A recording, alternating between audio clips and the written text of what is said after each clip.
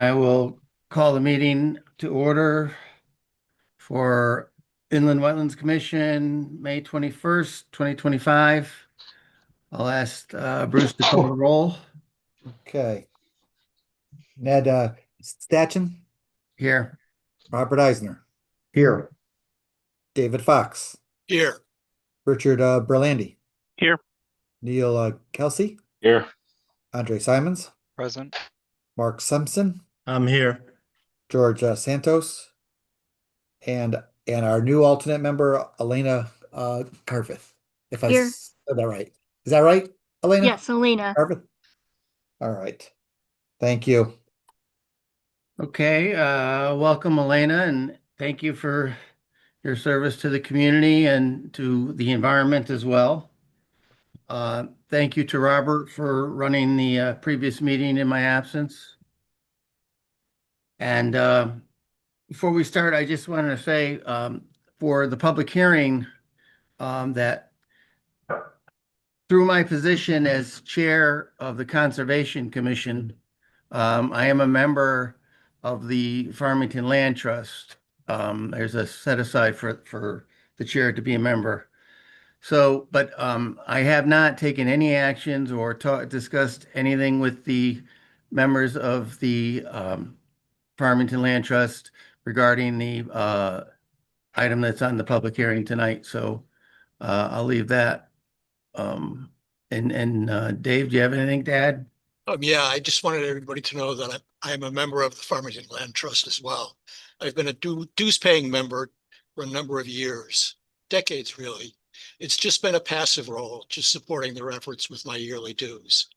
I don't think my membership would interfere with me being able to objectively weigh the benefits and impacts of the proposal. So I intend to participate in our deliberations and ultimately voting, unless anybody has some objections to that. Chair, this is Neil. I don't have any objections to either of you, and like Dave, I've been a dues paying member of the land trust, my wife and I, but I don't think it'll have any impact on my decision tonight. All it really is financial support through dues. Okay, very Mr. good. Chair, this is Robert Eisner. I too am a regular dues paying member of the Land Trust, but I do not feel I have any perceived conflict of interest. Okay. All right. Yeah. And I don't know if I said that I do not have any conflict. I feel I do not have any conflict of interest in acting on this proposal with the Farmington Land Trust. Okay. That being said, we will go on to new business. Oh, excuse me, Chair. We got to read in the legal notice first. So Secretary Are we? will, You have it in the order on the public hearing is after the new business. yeah, but they always get it always gets read in Oh, okay. right after the beginning of the meeting. So we appoint the alternates, Sorry. do a roll Okay. call, appoint us, and then we read this. All right. All right, go for it, David. Looks like a nice short one this time. Yeah. Notice is hereby given that the Inland Wetlands Commission will hold an online public hearing on Wednesday, May 21st, 2025 at 7 p.m. via an online web conference on the following application. Farmington Land Trust, Inc. application for regulated activity within upland review area for the removal of fill and construction materials from an eroding fishing platform and construction of new handicapped accessible public observation platform located at lot number 8738 River Road. Interested parties are encouraged to participate in this online public hearing. The link to this meeting may be found on the Town of Farmington's website. A copy of this proposal is also online at the website. Or please call the planning department at Farmington Town Hall at 860-675-2325. Dated at Farmington, Connecticut, this first day of May 2025. Inland Wetlands Commission, Ned Stachin, Chairman. Very good. Okay, Bruce, we set to go? I think so. I think the All first right. applicant is on board. All right, Larry Webster Associates for 317 Meadow Road. Yes, I'm Larry. I'm a Farmington resident, and the proposed activity here at 317 Meadow Road is to remove an existing porch and subsequent crawl space or slab on grade foundation and replace it with a new crawl space foundation to support the new porch, along with a second floor bedroom above it. And then there's also an additional 7-foot porch. Yeah, it's a porch, but there's no foundation underneath that. There'll just be 3 piers that will be constructed to support that little porch.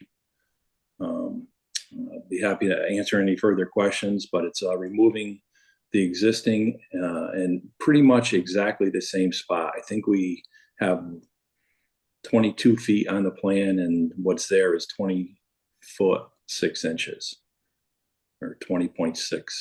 For those who weren't here last week, there's wetlands off-site. This is town of Farmington property. So there's some wetlands that were flagged up in this area here. So going back to the photos, that's on top of, there's a berm here, and then the wetlands are on this side. And here's the proposed, or here's the existing foundation right here. So this will come out, Larry, right? Yes, And you're going, well, like 2 stories, but not a full. correct. Yeah. So, and then the porch will stick out the back here. Okay, I forgot to add, just for the record, that I did watch the video of the May 7th meeting.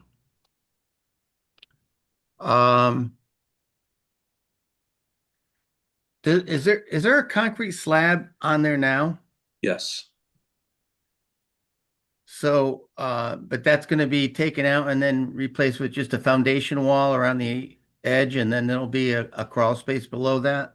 correct. Okay. I don't have any questions. We'll go down the list. Andre Simons, I do not have any questions. okay, Rich Burlandy, No questions. Dave Fox, No questions. Robert Eisner, No questions. wow. Neil Kelsey, No questions for me.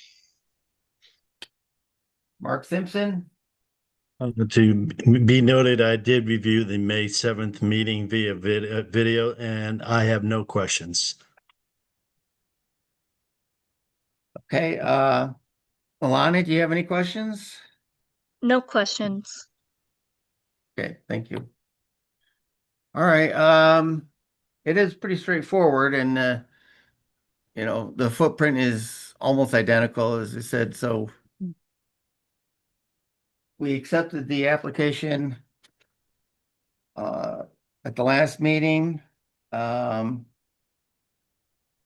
And we did I think- determine a site walk. I had an error on the agenda review. We did determine no need for a site walk, and we did determine there was no significance. So all we need to Okay. do is vote on the Yeah, that's application. okay. I watched it a little while ago, but I wasn't sure. Okay, so then I will entertain, since there's no need for a site walk and no determine that it's not significant. The items that the staff and the staff comments is will you be putting erosion control and silt fence and straw Yeah. wattles down as the town recommends to the applicant? Yes, I will do that. Okay. We'll seeing that and no other questions. The chair will entertain a motion for the application. So moved. Second, Mark. Okay, moved and seconded to approve the application. And all those in favor say aye. Aye. Aye. Opposed? Motion passes. So work with the town staff and as you proceed and keep them involved, please. You got it. Thank you. Thank you.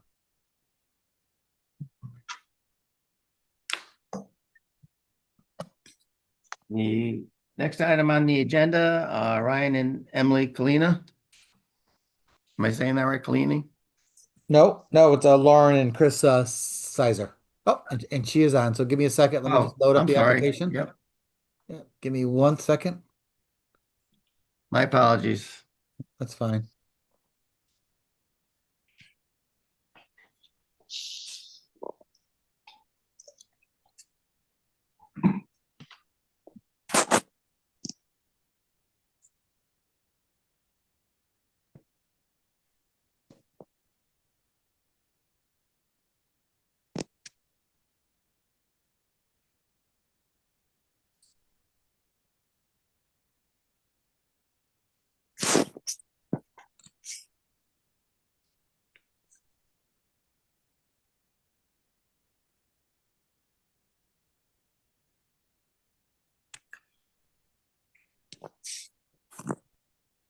All right, Lauren, I think we're all set. Okay. Just give the commission a brief summary from the last meeting, as there were not a few of the members were not here. So, all right. Okay, our desire is to take down a very old dilapidated shed on our property and replace it with a two-car garage. We previously received a zoning variance from the town, and we border the Farmington Country Club. They are aware of our plan and are not opposed to it. In order to put the garage, and we are located next to a drainage pond, which is the reason for the wetlands application. Our area is higher in elevation than the pond, so we don't think there's going to be an issue there, which was discussed during the last meeting. We will be taking down one stump and 4 small trees, all within our property lines, in order to build the garage. The main concern is from, the golf balls and all the tree branches that have been falling lately. So Which trees was it again? It was this stump here, right? Yep. And then was- those 2 little twin trees to the right of it that you can see. Oh, this right here? Yep. And then there's 2 more in between the existing shed and those twin trees that are also similar in size to those twin trees that you can see. So none of those very, very thick, big pines. We'll all stay. Okay. And just to interrupt you for 1 second, that stone wall that's in the picture that's like three levels high, is that Mhm. staying or? Yeah, we didn't have any plans to remove that. That was there when we Okay. bought the house. It seemed like it was something that they would put brush in, but we don't use it. Yeah, It's actually outside of our property lines because there's Oh, it is? a Okay. easement, an access easement with the Farmington Country Club. Yeah, I just asked because I could tell it's protecting the roots of those 3 large trees next to it, so. Mhm.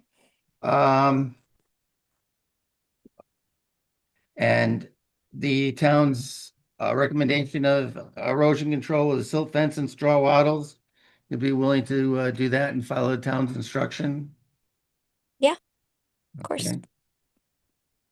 As long as there's some clarification on that. We Yeah. have a foundation company already lined up. So if there's anything I need to share with them on these requirements, I would just need to provide that. It's pretty standard, so I don't Okay. think it'd be a problem.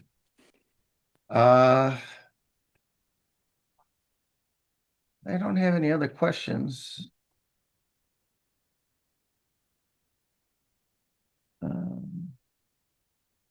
I would add that I did agree with the decision of the commission, the last meeting, that this did require an application, and because I think the unwritten, non-regulated use doesn't cover if you're building a substantially larger building.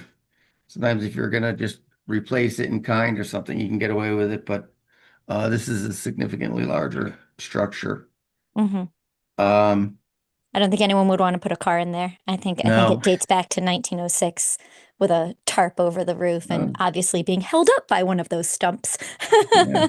Not structurally Yeah, I can sound. see it's leaning onto the stump. So, all right, I'll ask the Commission if they have any questions. Andre? I have no additional questions. Okay, Rich Berlandy, No questions. Dave Fox, No questions. Robert Eisner, No questions. Neil Kelsey, No questions. Mark Simpson, No questions. and Alana Horvath. No questions. All right. Well, if there's no questions, and the applicant is willing to follow the instructions on the erosion control, I will entertain an application to approve, a motion to approve the application. Um, I, didn't we do that last time? No, I think he said to No, approve. approve the application. We Not accepted the accept it. application. This Yep. is Yeah. approve the Approved. application. Okay, Approve it. sorry. Yep. Yep.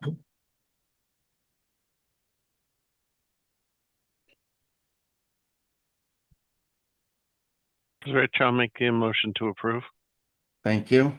And a second, please. I'll second. Okay, motion's been made and second to approve the application. All those in favor say aye. Aye. Aye. Aye. Opposed? Abstain? Motion passes. Okay, let me clear Good this. luck with your new garage. Great. Thank you everyone for your time tonight. I'll be in touch. All right. Okay, great. Thank you. Thank you. The last one. All right, now we get to Ryan and Emily. Yep.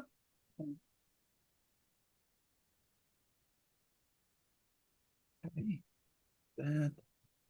And then I got photos too.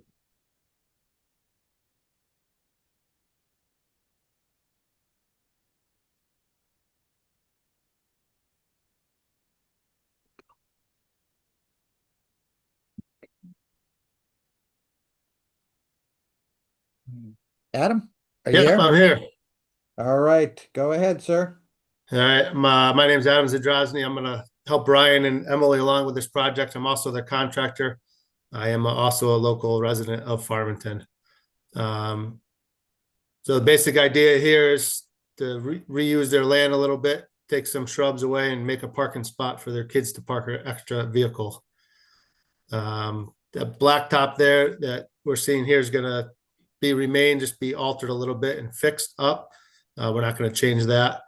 We're adding 3 stepping stones to get around. The main focus of it is we're going to remove the shrubbery and one about 14-inch round tree.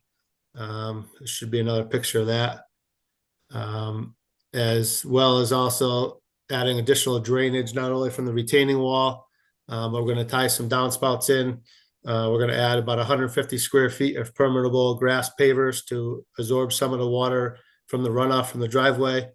And additionally run a trench drain to also eliminate some runoff to that parking spot and towards the neighbor's yard. There's your picture. You got the big map? Here we go. That's what I was looking for. I knew it was in Yeah. here. There you go. So here's Um, High Street right there. Let me zoom out a little bit. So there's High Street here. There's there's the driveway.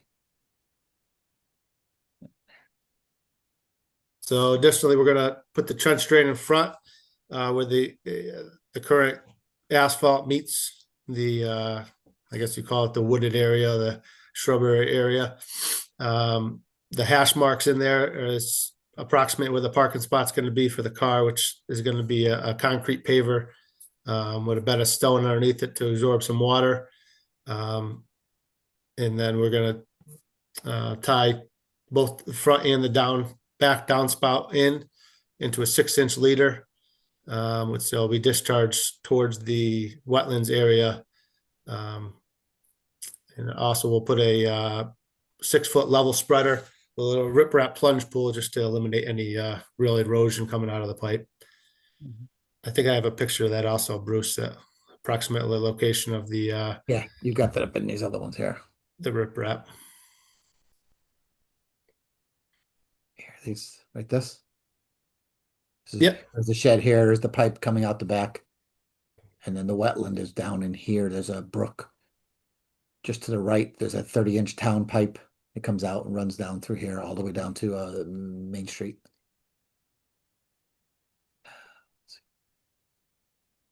And here it is looking back up. So So in speaking with Ryan and Emily, that they've been in coordination with the neighbor that abuts the project. He has no objections in the retaining wall block. They've mutual agreement of what we're going to use that he likes. So we're pretty friendly with that neighbor that the project abuts. We're going to obviously put the proposal of silt water on a silt fence along the property line during construction.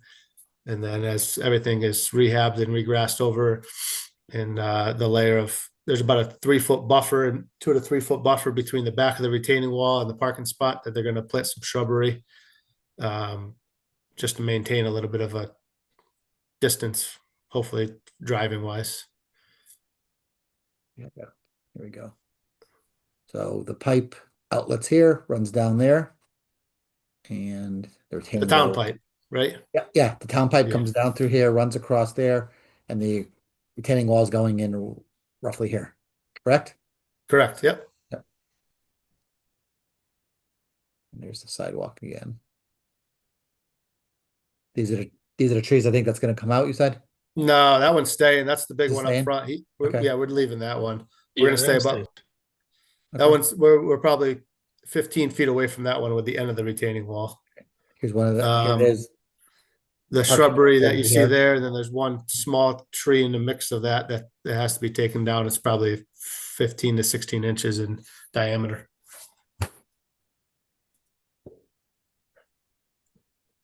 Okay, I have one question. So that long asphalt sidewalk, you're not, the parking isn't going to be that whole length. The parking is just about the size of a car for one Yeah, car? he just wants one parking spot, just Okay. for his daughter to park her car on the actual grassed in pavers we're going to be putting. And the back half of it, you could see the hash marks is going to be the parking spot.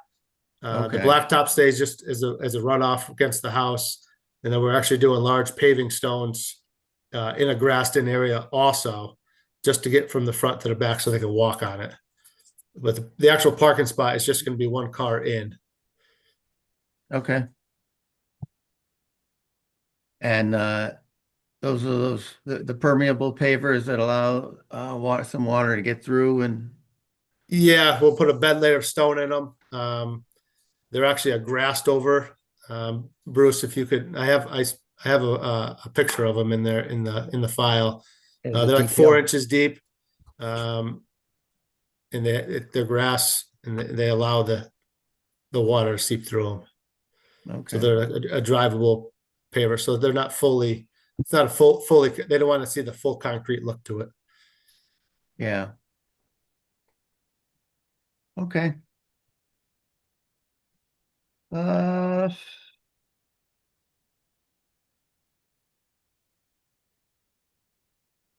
so those locked together?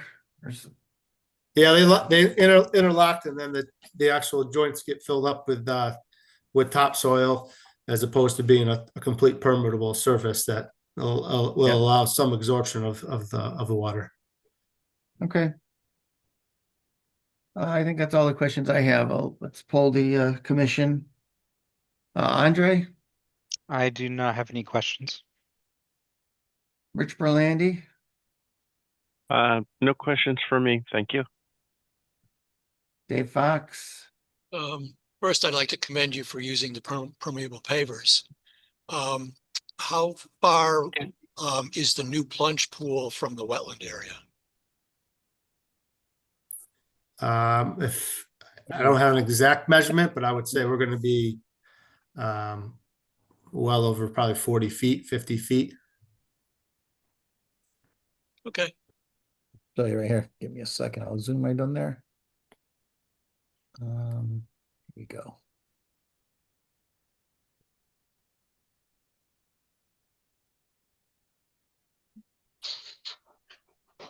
So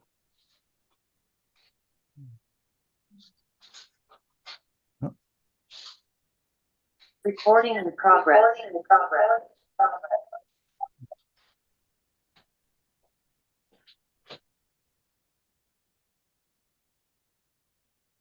So your parking space and the retaining wall will be here. Yep. Measure.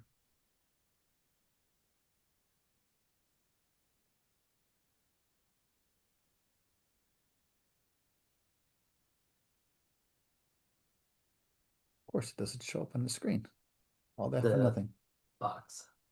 I Where was is it? wondering what about the plunge pool that's considerably Yeah, further back. looking for the, it's not in there. Oh, we go. Closed out the box by mistake. So the The plunge parking pool will be area down low. about 75 feet. The plunge pool is going to be out here. Yep. So that's going to be, come on, come on. Probably about 35 feet. I think if you go back to the pictures too. Here's the house, there's the shed, and the outlet will be somewhere right around back in here. And here's the brook right through here. So this is the area right through here. Your separation. Okay, thank you. That's all I have. Excuse me, Bruce, on that photo, is that, so there, that concrete pipe apron there, is that the town's drainage? Yeah, yep, that's the town's. It picks Okay. up. It picks up it picks up some portions of High Street, as well as a brook that comes through off the mountain, goes under the Hillstead's driveway, through some backyards, comes out, and then drains all the way down to Main Street, where it goes back into the system, and Okay. eventually gets down to the river. Okay.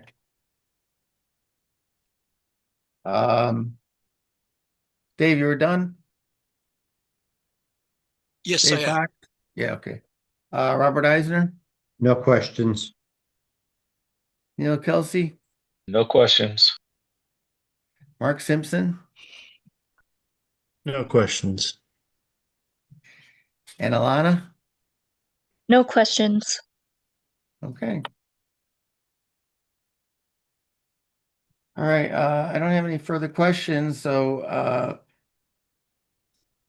well, let's first I'll do entertain a motion to accept the application. So moved. So moved. Second, Mark.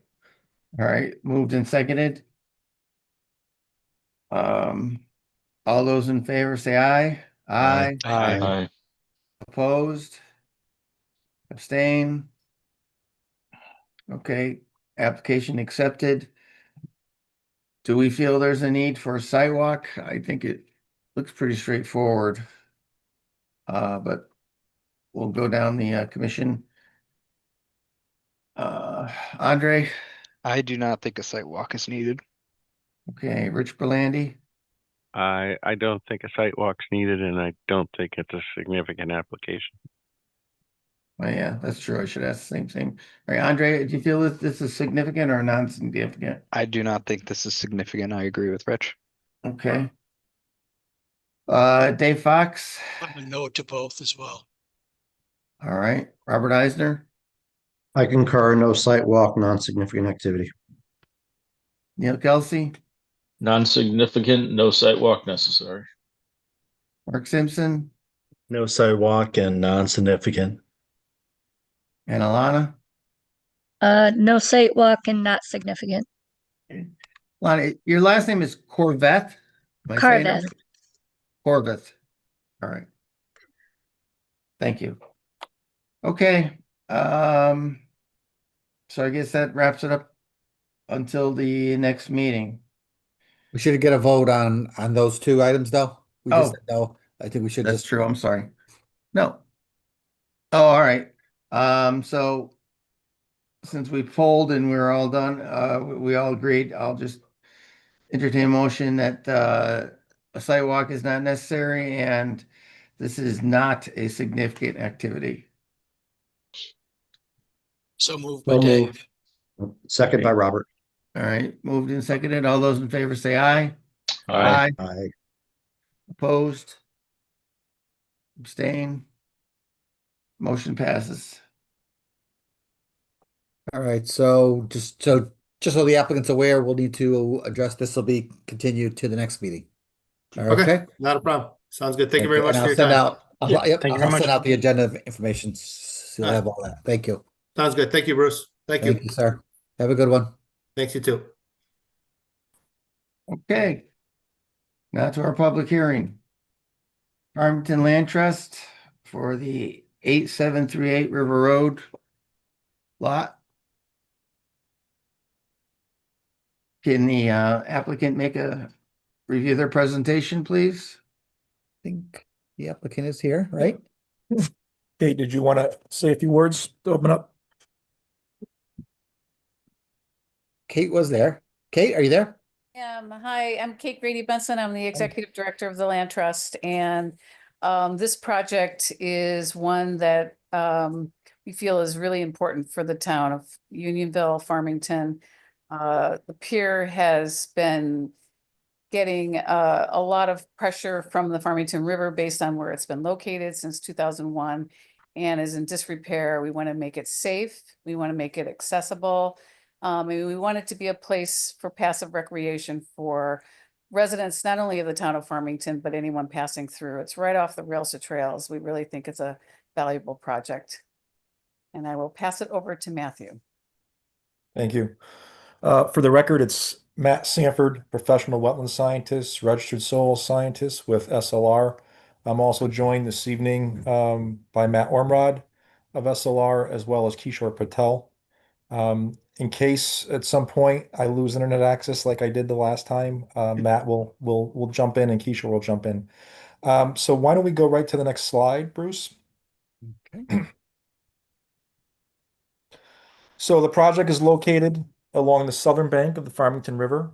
Highlighted in yellow are the actual parcels, and there's multiple parcels under one ID on the assessor's mapping. And you can see Bruce is showing you the various parcels that are part of the parcel that has the existing fishing pier, as well as the proposed observation boardwalk and platform that we're proposing to install at that location there.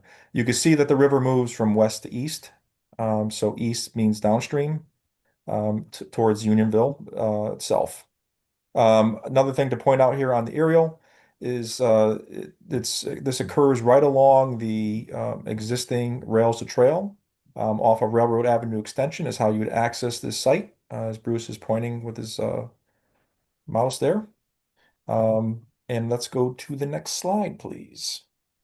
Our project purpose and need, as Kate had alluded to, we need to remove an existing deteriorating, eroding fishing pier that was placed on the outside of the river bend at the confluence of Unionville Brook and the Farmington River. It's seen significant erosion, ice damage over the years, and it doesn't make sense currently where it is located to stay in its current state and or be repaired in a similar fashion that is out there today. And in its place, we would like to restore the bank to a more natural condition, so remove the fishing pier itself, and then replace that with a natural bank, and then also install an 83-foot long by 6-foot wide boardwalk slash observation platform a little further downstream. Obviously, one of the keys here is we want to provide safe handicap accessibility from the paved trail to the river. The fishing pier that was installed in 2001 has an existing gravel path that leads from the trail down to the actual fishing pier. That trail is in some areas slightly greater than 5%, and makes it a little less accessible to handicap accessibility because of its steeper grades in those areas. And so this new boardwalk slash platform will provide the correct slope and ability for handicap accessibility folks to be able to access the platform. Obviously, as part of the Conservation of Wetlands Commission, we're looking to minimize impacts to regulated resources. Next slide, please. Existing conditions overview. On this particular map, we are zoomed in on the existing fishing pier. As Bruce is circling, the gray that you see in the upper part of the map is showing you the kind of normal water surface elevation. That's that during the time of survey. The ordinary high water mark of the river is actually a little further south of that, and it's represented by a gray dashed line. We'll have a better map showing the different regulated resource areas in a minute. But what I draw your attention to is the existing trail that comes in from the east down to the fishing pier, as well as the one that Bruce is pointing to, the secondary access that's a little steeper, that also makes its way down to the fishing pier. As you can see in this graphic, there's two sets of blocks. The first set of block right there is was set into the river, uh, into the ordinary high water mark, below the ordinary high water mark, to act as a scour countermeasure to try to dissipate waves and velocity, to try to protect the secondary, or the primary, I should say, it's probably the primary wall that is used as the fishing pier. So Bruce, if you can just show that secondary one or primary one, yeah, right there. Perfect. Um, and then obviously this is wild and scenic river, so the resource area is subject to the Corps of Engineers, as well as obviously your commission. We have state wetlands on this site. We have ordinary high water mark. State wetlands is really local jurisdiction, as the ordinary high water mark is the federal jurisdiction line for this particular project. Next slide, please. Some photos. The photo on the left-hand side is showing that steeper gradient secondary access from the trail down to the fishing pier. The middle photo is showing you the primary access that was used for handicap accessibility, gravel trail that gets folks down to the fishing pier, and you can see the fishing pier off in the background with the railing, the metal railing. You see a couple trees there, and obviously you can see we're on the outside of the bend of the river as you look up. The photo on the right, just showing you the railings of the fishing pier. It's showing you really the two blocks systems, or two wall systems. You have the one out in the water that's used for scour countermeasures, and then you have the one to the left of it, which is the actual fishing pier where people are actually able to go up to and actually cast a fishing reel or make observations out into the river. Next slide, please. Some additional photos of the area. The photo on the left is looking at the fishing pier area, as well as Unionville Brook. Unionville Brook comes under the trail right in that location there, and confluences with the Farmington River just off to our right here in this photo. The photo in the middle, again, showing you the railing, showing you the primary wall, concrete wall system. Also, I think take note in the upper portion of the photo where the railing is, you can see a large erosion that's occurred behind the wall. That's about 18 to 2 feet depth of erosion where gravel has been washed away. And that's its current state today. There we go, zooming in, perfect. So that was gravel all the way up to the level of the top of the concrete blocks, and it's been washed away. Off to our right-hand side, just showing you the end block on the downstream side of that wall.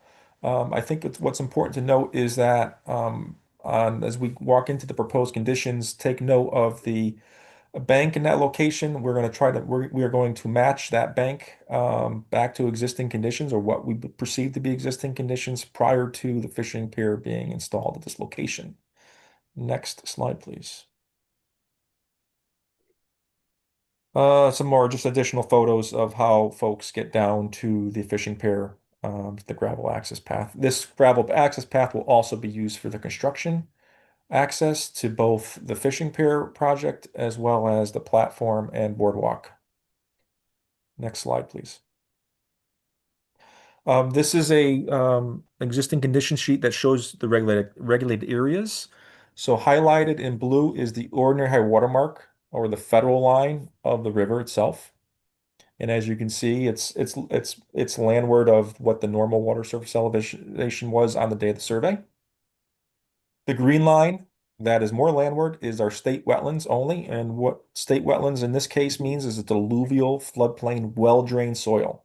So this is not a poorly drained or very poorly drained soil. It's not a hydric soil. This is a alluvial well-drained soil that is out there based on deposition of sediment during floods. And it's usually a sandy, gravelly material. The red line represents the regulatory floodway. So that is the FEMA floodway for the Farmington River. And then your orange line, that's further landward, is the actual 100-year floodplain that's regulated by FEMA. So you can see our project area is entirely within the floodway, and at this particular location for the fishing pier, root improvements and bank stabilization, as well as the floodplain. Next slide.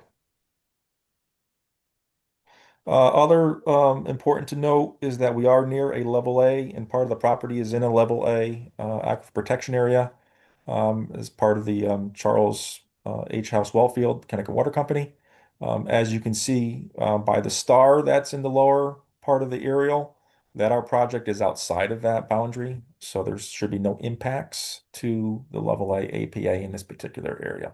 Next slide, please. So we're going to zoom in on the fishing pier that's currently out there today, and kind of walk the commission through what the intent is for the restoration component.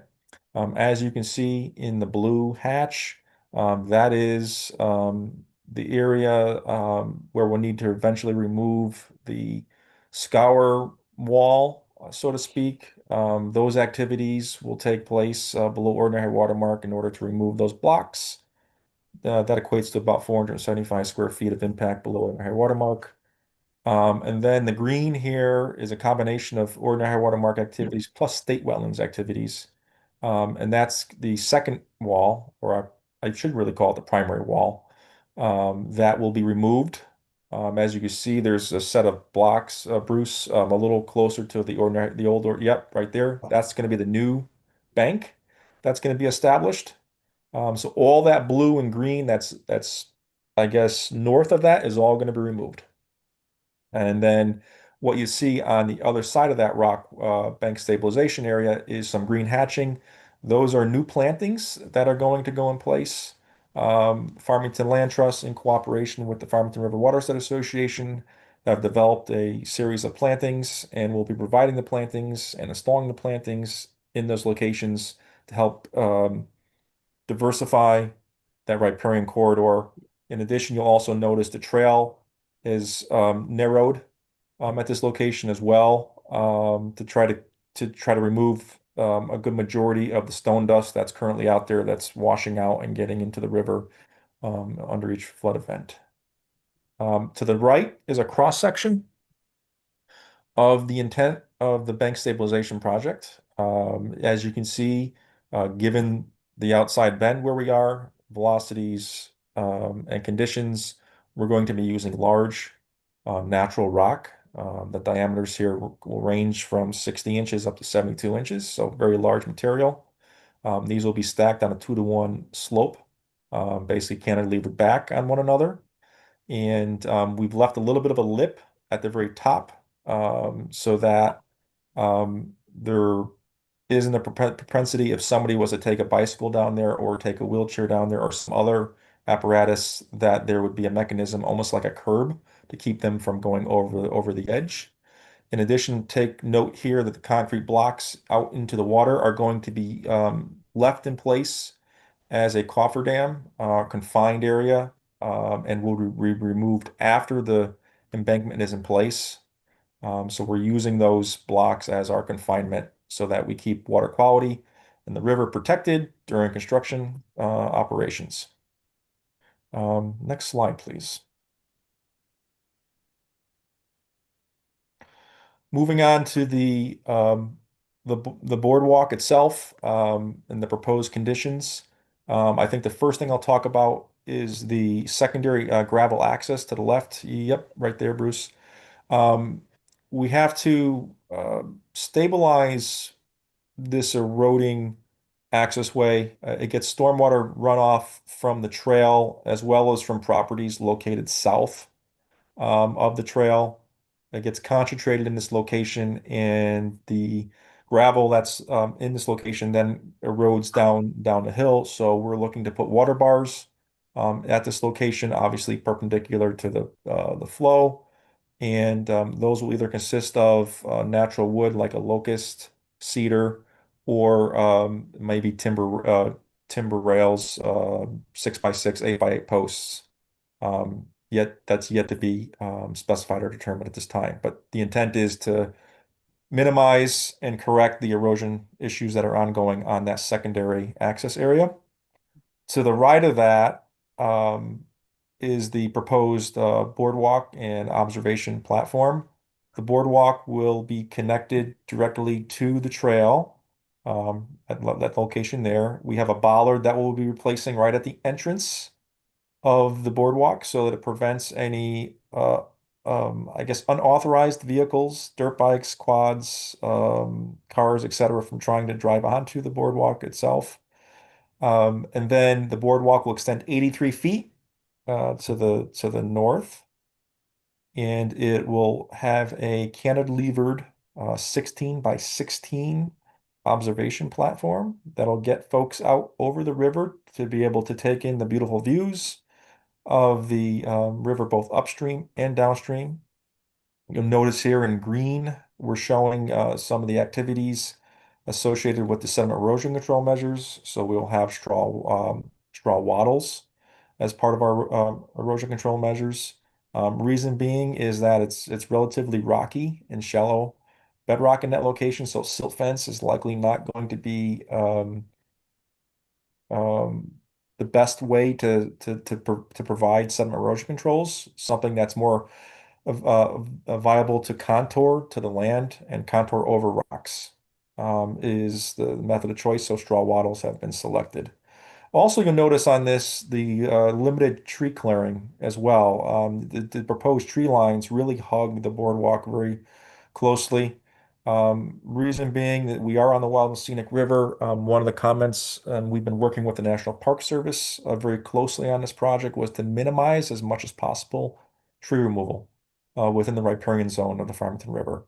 So we have positioned the boardwalk in such a fashion that it requires very minimal tree clearing. Mostly small sapling or shrubby material would have to be removed in order to install the boardwalk. Larger trees, anything that's 3-inch DBH or higher, diameter breast height or greater, will remain in place.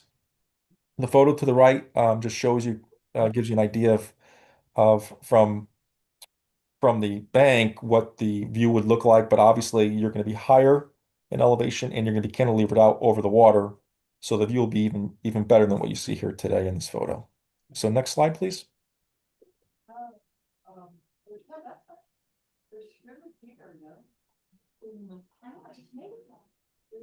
Next slide, Bruce. Some additional photos. The photo on the left where it says CBYD is taking from the trail looking out towards the river. Oh, okay. These photos will work too with the leaf off. These photos show again from the trail looking out towards the river on the left-hand side. And you can see that we're going to These are the other ones. I'm not No, sure these which are fine, Bruce. These are fine. We don't have to have duplicates. Oh, Yeah. all right. These will work because this kind of shows that there's a path between the larger trees here that the boardwalk will go through. Are we back on the other? There we go. Yeah, I think your Wi-Fi is starting to lag a little bit again. I can see you. Oh, is that what mine is doing? I think Okay. so. You're starting to skip again. All right. So then here on the right-hand side, again, this is from the trail, just looking out where the observation platform will be. And that's it on these photos. So next slide.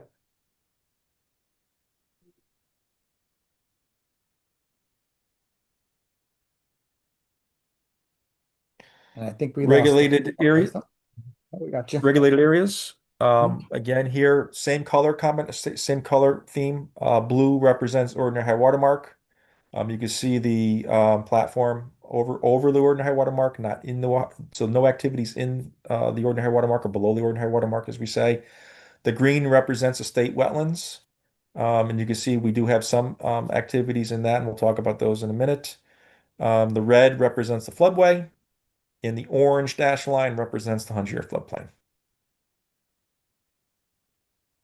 This diagram also shows that 2 wheelchairs are capable of being on the platform at any one time or on the boardwalk and being able to pass through concurrently with one another. Next slide, please.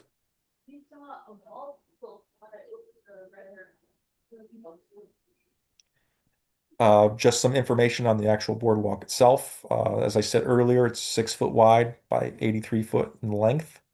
It's going to tie into the existing trail, bituminous trail. The observation platform is a 16 by 16 platform. The fencing or the railing is going to be a combination of leggy fencing plus timber posts and wood top rails.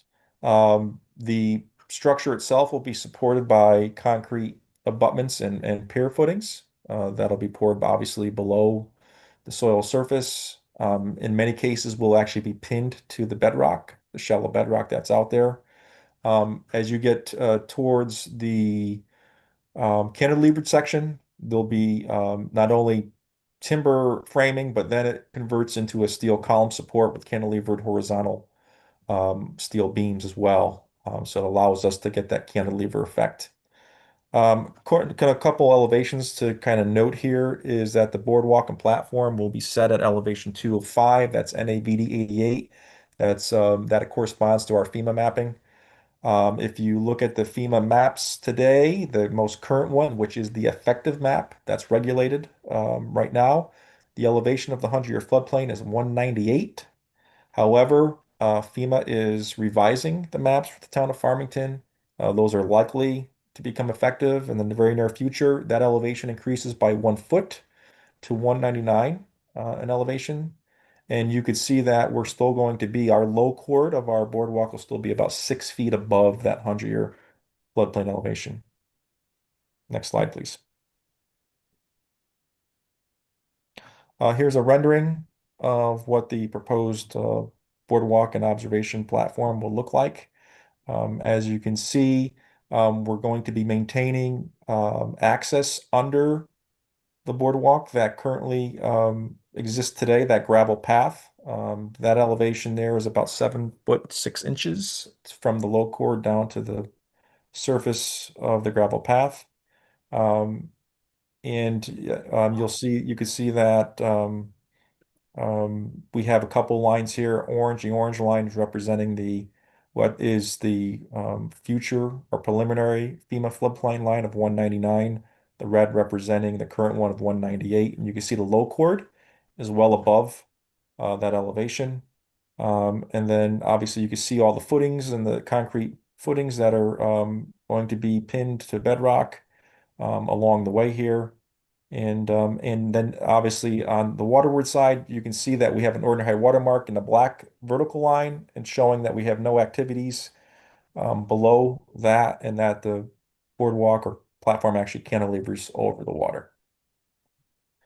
Next slide, please.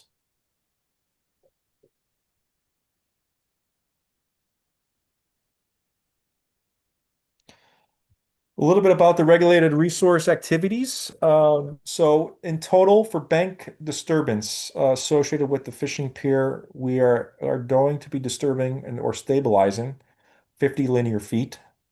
The activity below the ordinary high water for the removal of that scour countermeasure first set of blocks is roughly 475 square feet.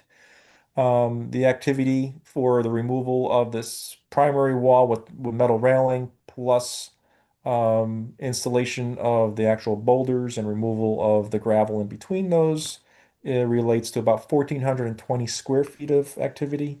And then obviously the entire project area is within the 150-foot upland review area.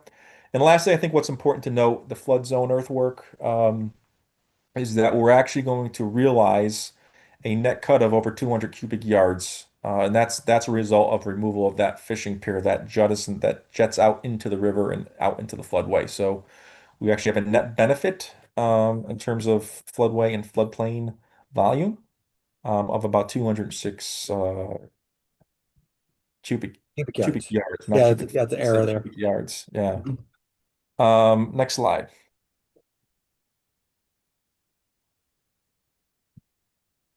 Sediment erosion control, I talked a little bit about this. again, we're going to be looking at straw wattles. We have sediment silt fence shown here as well. But what we're calling out for the actual area along the observation platform is straw wattles because of the rocks that are there currently. Next slide.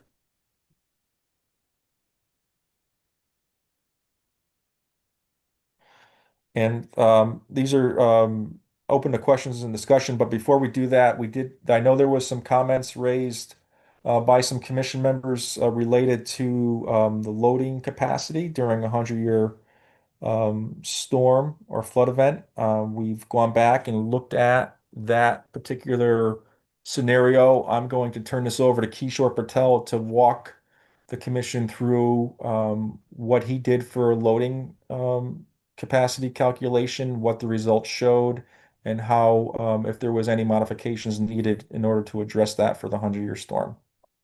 So Kishore? Thank you, Matt. For the record, my name is Kishore Patel. I'm a registered professional engineer with the state of Connecticut with SLR. Just to give you an overview again, as Matt discussed, this is an 83-foot by 6-foot wide boardwalk, and then a cantilever portion of a 16 by 16 platform. I know the commission had some concerns about the water loads on the piers and debris collection. So what we did was we went back to the AASHTO LRFD manual, which is state mandated by the Connecticut DOT.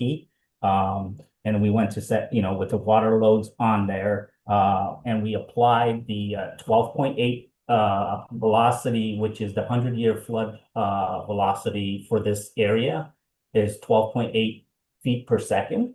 So what we did was we applied that to the code, and there is also in the code of the AASHTO, there is for piers being built in the river for major bridges and things like that. They have a code in there that says, apply this for debris collection. So, which is a 1.4, so a 40% factor that is added to the velocity. And we added that to all the piers that are within the floodplain, basically. So the one that's the cantilevered one and those three, that's correct, Bruce. And so the velocity was, and a lateral force was attached to, in that direction to the pier system. So what we did was we did update these last three piers over here. Before we had individual diameter piers, concrete piers that were the round ones that you could see under, but we did not have a combined footing the way the dash is showing. But with the velocity and a lateral force of 14 kips, that's what I got, which is a 14,000-pound load. So if debris was caught between these piers, it would get that much velocity and that much lateral force to these piers. So we calculated that, and we were able to do the same thing, but add an additional. So if you go to the elevation, we could see the pier a little bit. We can see the foundation. Should be on the bottom. Oh, right here. Down Yeah, here? right there. Okay. Yeah. So see the ones on the left before the 100-year. Yeah, they're just round piers. You can see those round piers. They're two separate round piers with a column on top. The bottom is a combined footing with just two piers coming out of it. So it adds a different stability to the calculations, and it will actually allow for the 100-year flood calculation to it. And so we updated these three piers to allow for the 100-year flood storm water calculation on it. And then we also applied it to the 6x6 timber members that are going up to the understructure of the deck, just to make sure those members wouldn't collapse during that storm. And they passed too. So we did apply all that, even though we think that this is really calculated per AASHTO. It's really calculated for piers in the Farmington River, but we actually applied it to this, and we were able to get this to work. So we're confident that debris collection or anything like that would not cause this boardwalk to dismantle or fail. Let's And I think with that, Yeah. Kate, unless you have anything you want to close with this evening, that's our presentation for this evening. The only thing I would add is that we've been working as Matt had referenced earlier with the National Park Service and the Lower Farmington and Salmon Brook Wild and Scenic Committee on, coming to these designs. And also we're currently working with New Horizons in Farmington and Unionville to try and make this happen. So I just wanted to add that in the end, but that's it for me. Thank you. Thank you very much for that presentation. It was very informative and very well done. I have a couple questions. So we saw a lot of ledge out there, and if you hit ledge where the foundation was going to be, will the plan be to drill into the ledge and then so that the foundation can be tied to the ledge? So I'll answer that. It's Kishore Patel for the record again. Yes, so if we do hit ledge, we will be pinning to the ledge with a foundation. It just depends on how deep it is and where it is. If it's fairly, I mean, the shallowest one we would probably find is the one right next to the river, because that was kind of visible over there. So we'd be pinning, yeah, that one. No, actually the one underneath the platform. That's Yep. right. Yeah, sorry. Right Yes, there. yeah, right Okay. there. That's it. Yeah. That's So that one would be, I think it's still a couple of feet below grade. So we'd be pinning right to it with the foundation right onto it. We'll be drilling some rebar and grouting rebars to it, and then pin and form our foundation to that.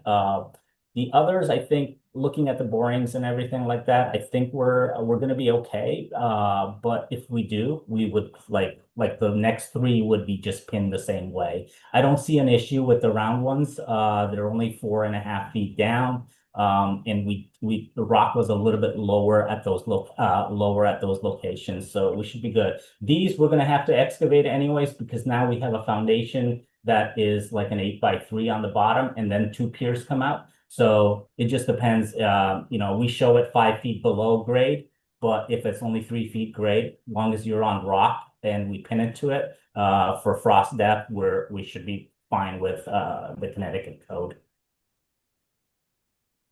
Okay, that's good. Bruce, if you could go to like the cross section of the large stone, to replenish the natural river edge. Wait a second. This one. I think you mean this one? Yeah, yeah. Okay.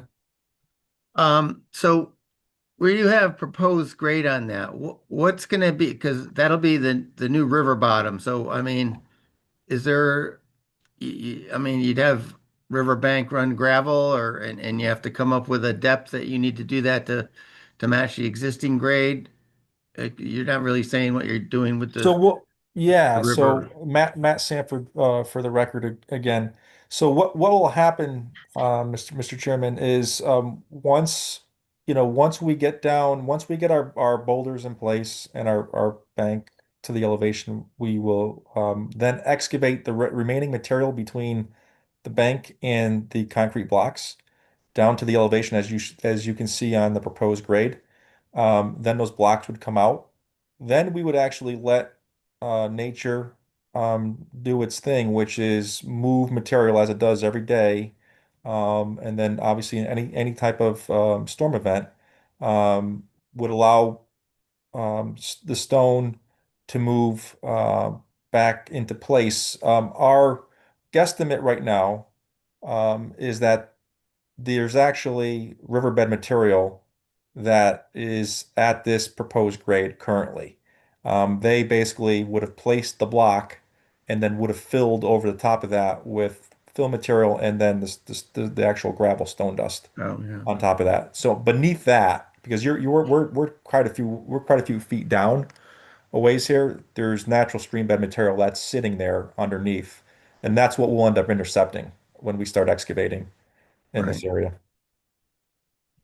Okay, I just want to commend you. I really like the idea of leaving the existing wall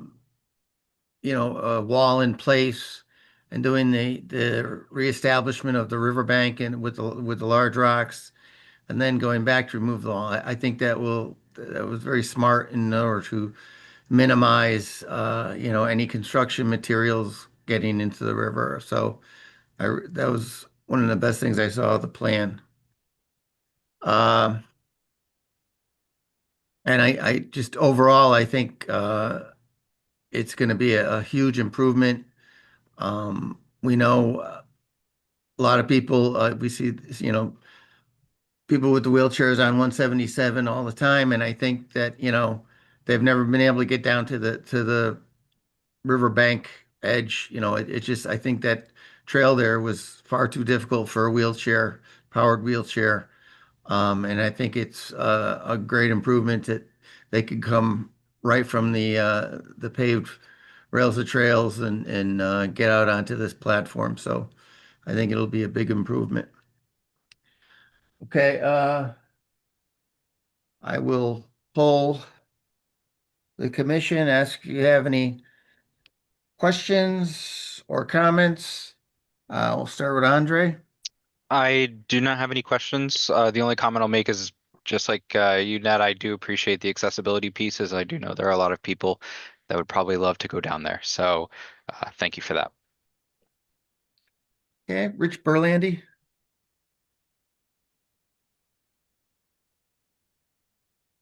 I don't have any questions. I'd like to thank the applicant for taking a second look at the lateral stability of the pier. I really appreciate that effort.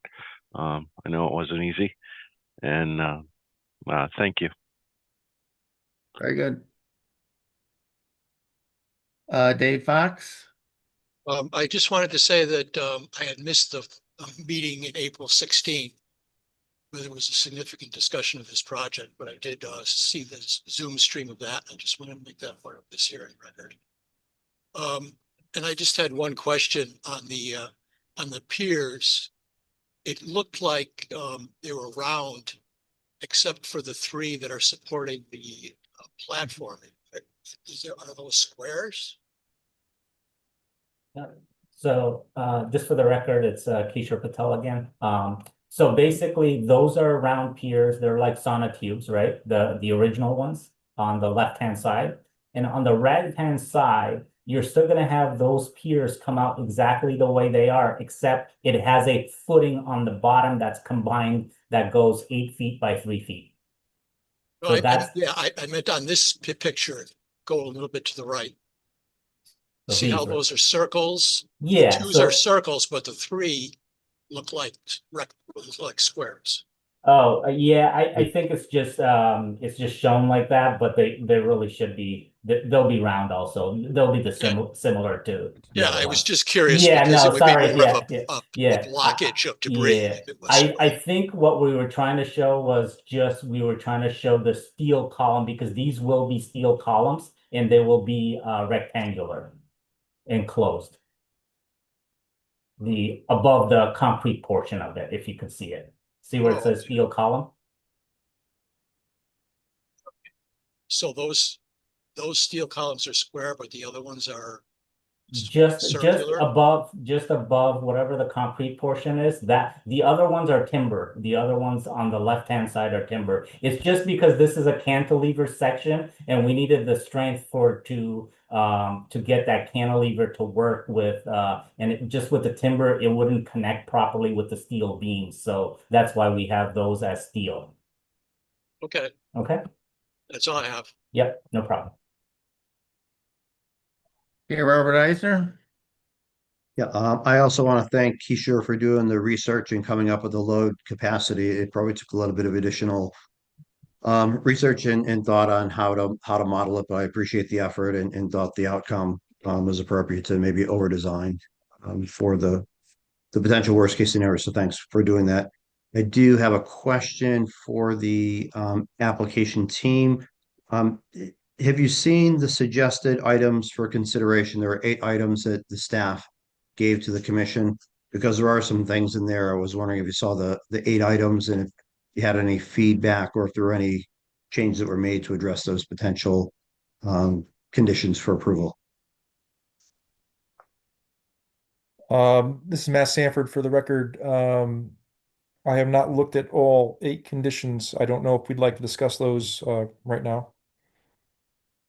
Or, and Bruce, am I correct? These are shared with the Yes, applicant they team? were. Yep, let me grab those for you. Give me a second. Okay. Yeah, Um, yeah, it'd be helpful to go through because there were some things that potentially would be some changes in how the project would be built out. Sure. Well, I kind of asked question the item B because I was worried about the restoration of the riverbed. They pointed out that I think they're after they put in the concrete blocks that and then put fill in over that I think the riverbank material is probably still going to be there. And what's missing there is probably going to wash down the stream to fill in the gap, but I shouldn't answer for them.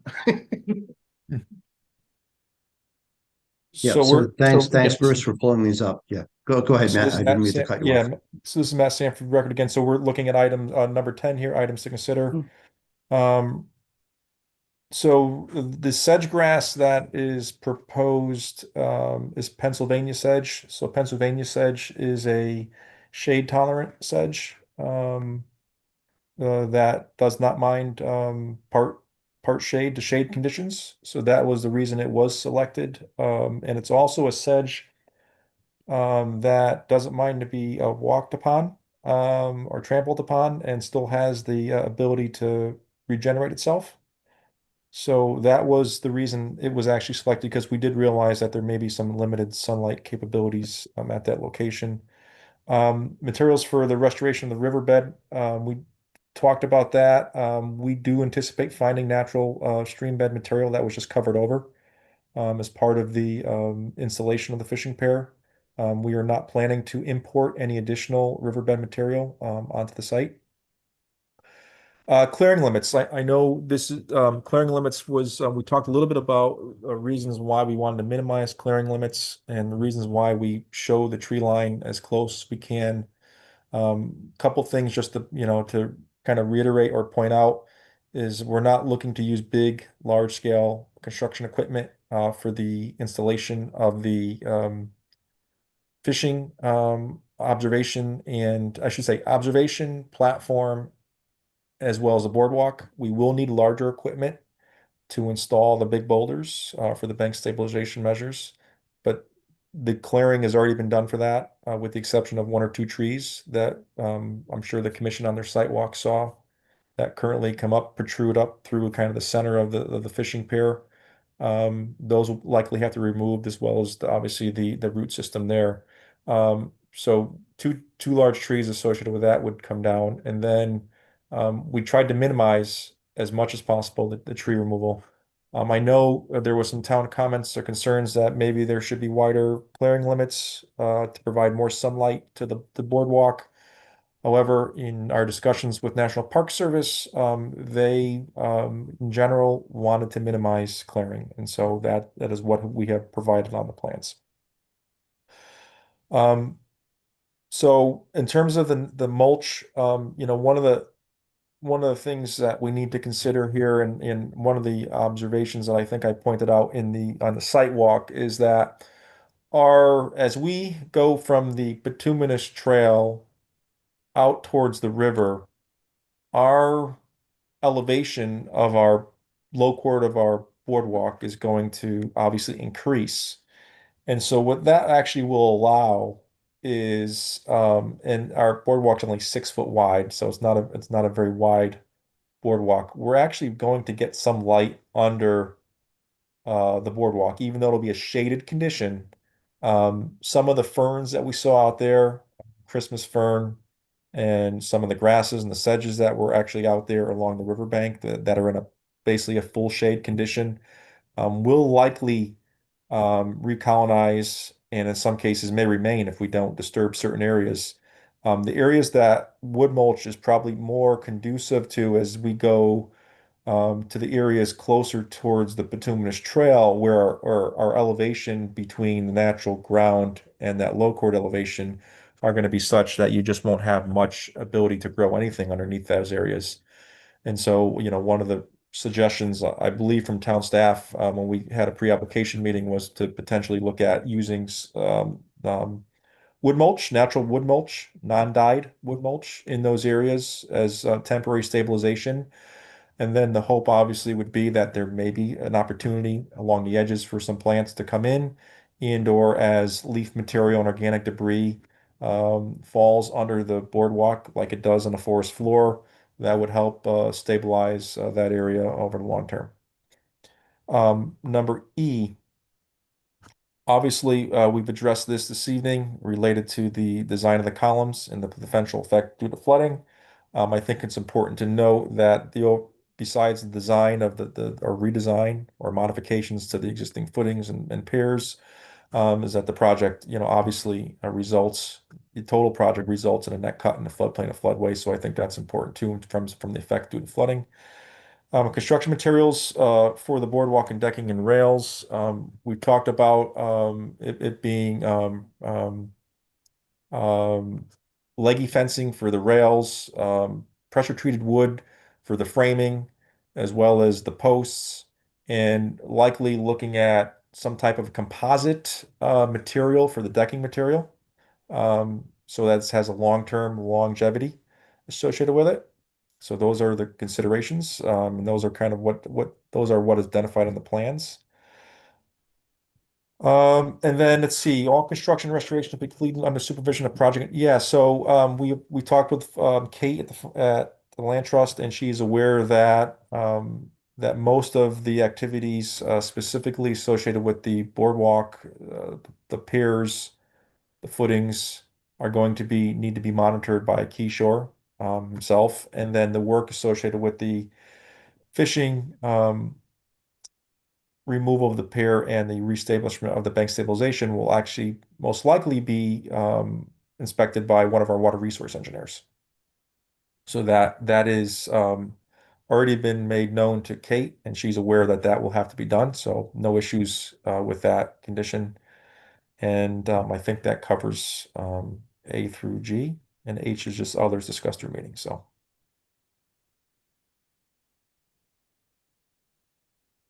Thank you, Robert. made it. Anything else? Oh, sorry, I was on mute. Thank you, Matt and Mr. Chair. That's all I had. Okay. Neil Kelsey, Nothing further from me. Thanks. Mark Simpson, Just want to say I appreciate the excellent presentation from this time and the previous time too. But I'm not a fisherman, but I will definitely visit the site. I do admire the river, so I think it's going to benefit multiple types of people who never ever approached the river before. Thank you. No questions. okay. Alana, I have no questions. Just to comment that I think this was a really excellent presentation and project, and I really appreciated all the details and considerations that went into this. thank you. Okay, and now since the commissioners have asked questions and gotten answers, I will open it up to the public. If anyone has a question or would like to speak in favor or in opposition to this application, just remember you have to give your name and address, and then Bruce will put you on. All right, just use the raise your hand function on Zoom if you Okay. want to if you'd like to speak. All right, we have one, a Marion Hanson. All right, go ahead. You gotta unmute yourself. Are you there? Yes. Yep, just state your name for the record and address. Okay. Marion Hanson, 36 Deerfield Trace. I'm in Burlington. However, I am a huge rider and user of the rail system, and I'm in this space probably 4 or 5 times a week, and I can't tell you how excited people have been about the opportunity to access the river from this pier. It is going to be transformative for the folks that are, as you said, coming down, uh, from 177 who are in wheelchairs, and the family opportunities. It's just, it's fantastic. It is as transformative as the Rails to Trails project was going over the Farmington River. It is absolutely stunning. Thank you. Anybody else who would like to speak, please use the raise your hand function. Give me a second. Lower her hand. Anybody else? Let's see anyone else. Going once. Anyone else? Oh, we got another one. Give me 1 second. Sarah? Go ahead, Sarah. Ask to unmute. Go ahead. You gotta unmute your phone.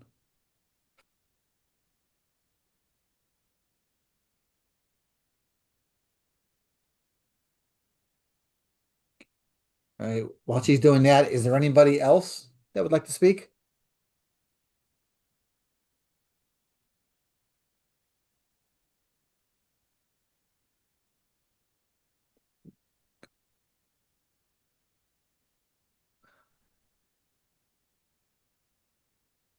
Going twice. So Bruce, I Yeah. just wondered if the letters that had been submitted are they? Yep. Yeah. No, that's a good point. We issue those as well. Give me a second. Let me go back to there.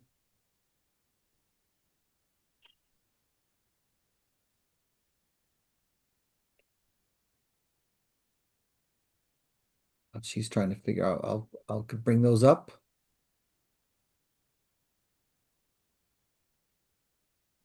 Those go. Oh no. Give me a second.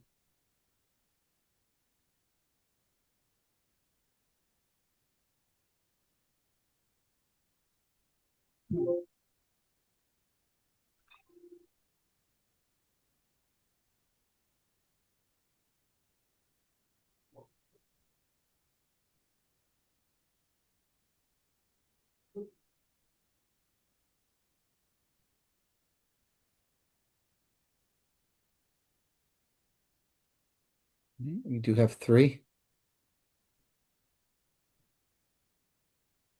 This is from the Lower Farmington River Scenic River and Salmon Brook, Wild and Scenic. I could read these into the record if you want, Chair. I don't know. Yeah, I don't think you need to read them into the record, but I don't know. More or less, the Lower What- Farmington River Watershed has been proud to support this project, so it is a letter in support of the project.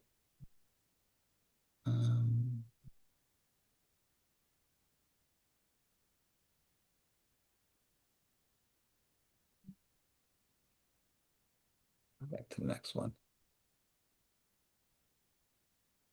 If you just, oh, Yep. No, I should get the next one. That's all. Just give me a sec. I just gotta get to the next one here.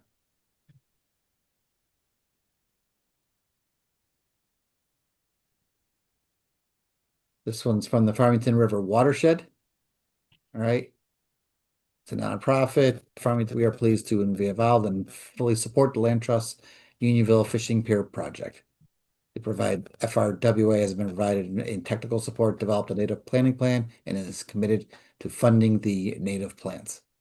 significant undertaking.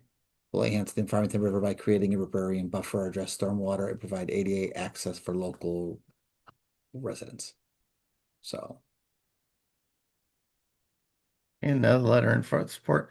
If Yep. you hit that mark, that left and right marks, you might take you to the next letter. think so? Let's see. Here you go. You're right. I never used that part of the function. There we go. New Oops. Horizon. That's the name I was trying to come up with. Yeah, I yeah, think learn is something really every going to be a day. big And this one's benefit to from the people from New New Horizons. Horizons. Yeah. So they're pleased to write a letter in support of the Unionville Accessible Viewing Platform project as proposed by the Farmington Land Trust as a nonprofit located in Unionville whose mission is to provide housing with support services with adults with physical disabilities. We know the challenges that our 101 residents face regularly with respect to accessibility. New Horizons is home to individuals who choose to lead full and self-directed lives. More than 90% of our residents regularly use a wheelchair for mobility. Once a year, many of our tenants take a field trip to Thomaston to experience the joy of fishing on a lake with others. For many, it is the highlight of the year, and they look forward to it. The hope is that an accessible viewing platform located in Unionville will provide them with freedom to experience the beauty of the river in the way that the able-bodied individuals take for granted. We have always been considerate in planning town improvements, keeping our physical challenges tenants in mind, and for that, we are grateful. We appreciate your support and to continuous awareness and hope that the accessible platform can be a reality soon. All right, and let me go back to Sarah, see if she was able to unmute herself. Sarah, are you there? Yeah. No, I don't think she's able to do that, so. Okay. All right, I think that was everybody. All right, very good.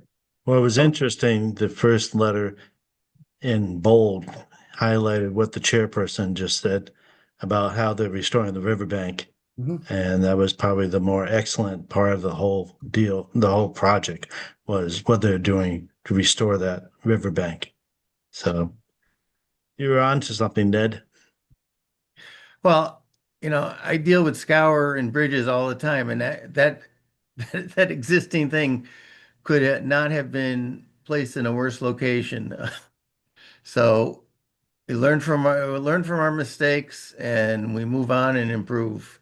But the fact that you have the line of travel of the water goes going down the river from that turn, and then you have the smaller stream that can get blowing up.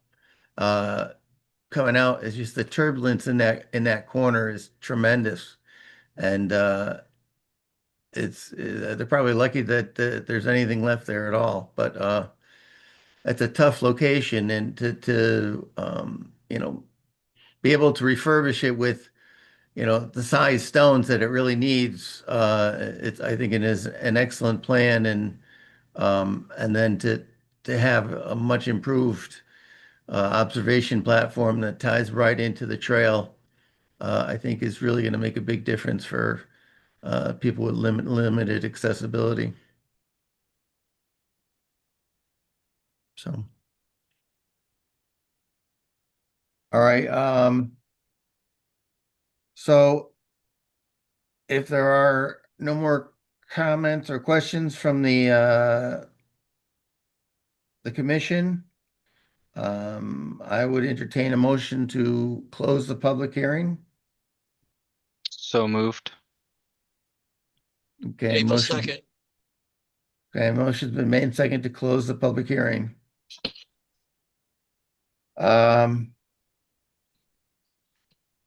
I think we've had the opportunity to ask all our questions and get answers. So at this point, I think would be in order to entertain a motion for the application.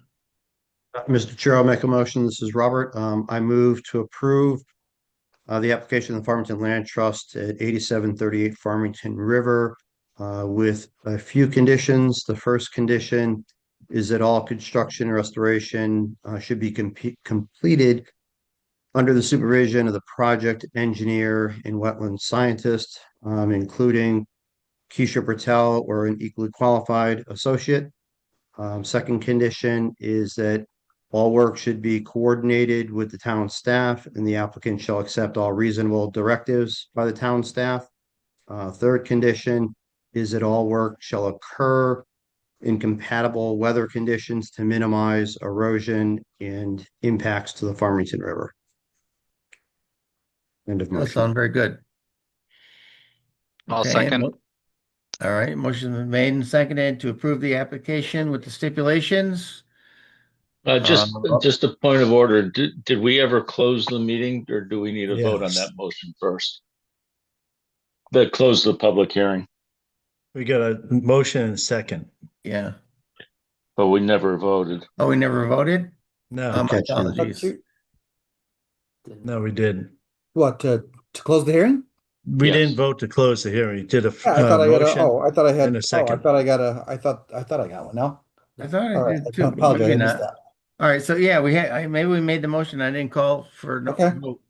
All right, we'll go back, take a step back and,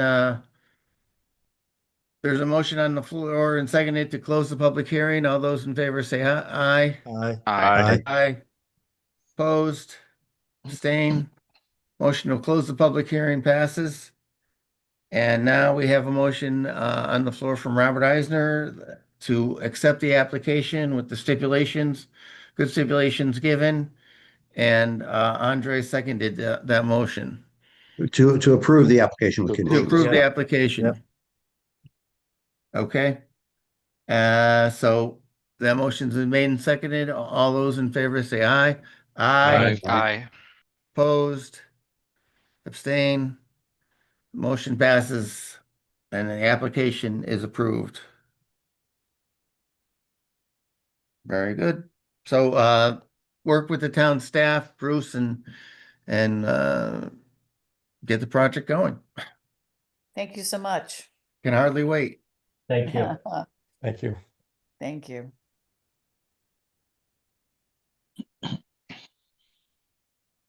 Planners report?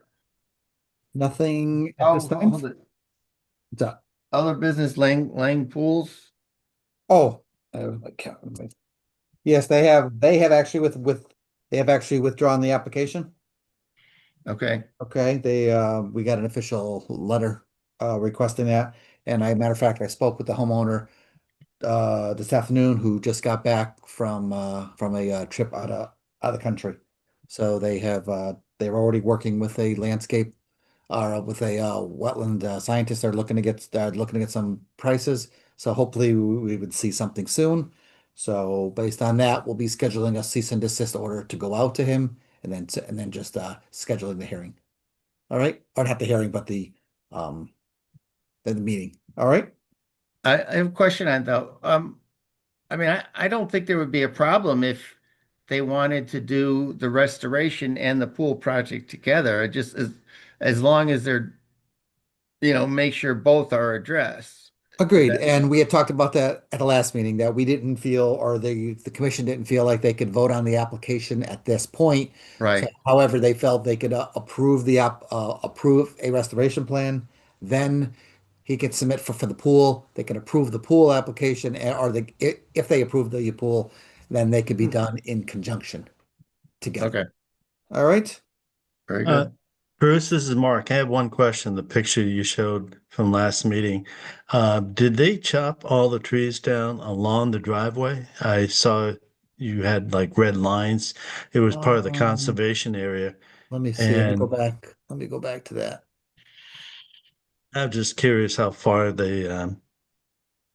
that's one question. The other question is in conservation areas, um, I assume you're not allowed to build or put any type of permanent structure.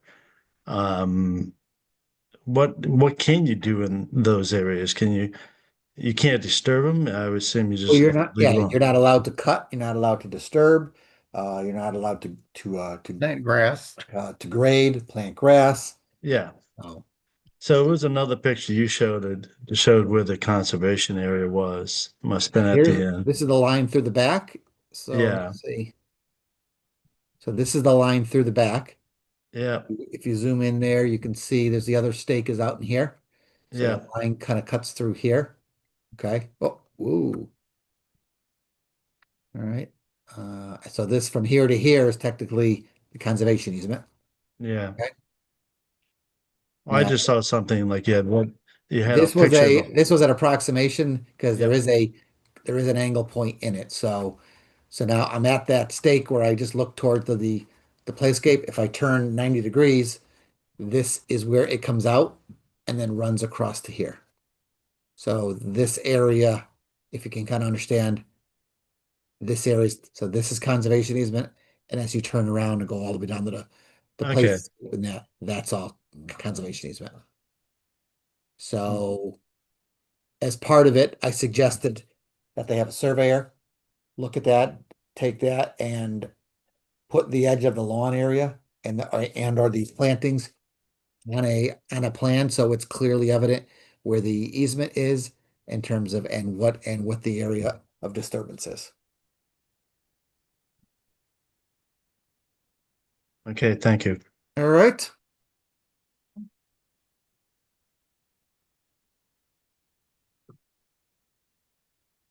Okay, planners report, Nothing under that. okay. So the approval of the minutes, approval of the minutes of the May 7th Inland Wetlands Commission meeting. Chair will entertain a motion to approve. So moved. And a second, please. Second. Go ahead, Dave. Okay, I think motion's been made and seconded. Dave, did you do the second? Yep. Okay. All those in favor say aye. Aye. Oppose? Abstain? I will abstain from that. And Mark, abstain also. Okay, and approval of the minutes from April 14th, the site walk at the 8738 River Road. So Chair will moved. entertain a motion. All right, been moved in a second, please.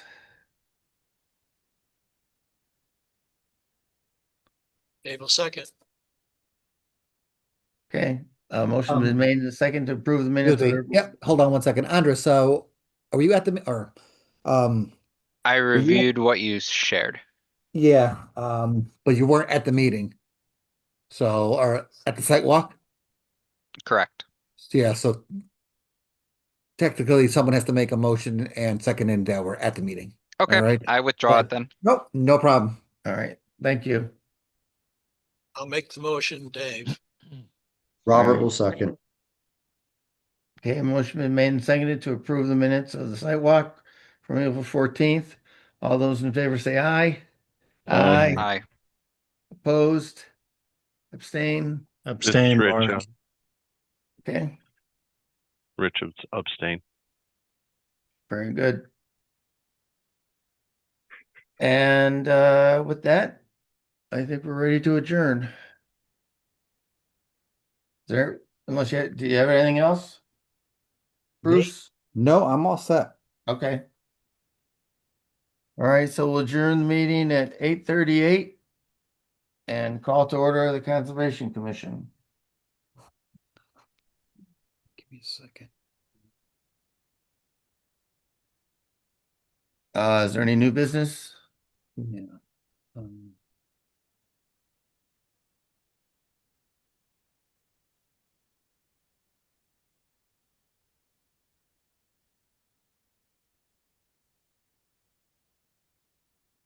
no business, no planners report, just approval of the minutes. Question. Hmm? Are we doing the electronics recycling and paint and other material recycling thing? Yeah, that was done. There was Oh, a it's done already? yeah, there was a electronic. There was a household hazardous waste pickup. Yeah. You know, there was some totals going back and forth, so I can get those for the group if they want. We don't need it right away, but I guess you could put it out at some point. Okay. All right, so Chair will entertain a motion to approve the minutes of May 7th, 2025 of the Conservation Commission meeting. From Somebody was here on May 7th. So moved by Robert. And Dave a will second, please. Dave will second. Okay, motion's been made and seconded to approve the minutes of May 7th. All those in favor say aye. Aye. Aye. Opposed? Abstain? I'll abstain. Anybody Abstain, else? Mark. And Mark? Okay. With that, I guess we're adjourned. 8:40.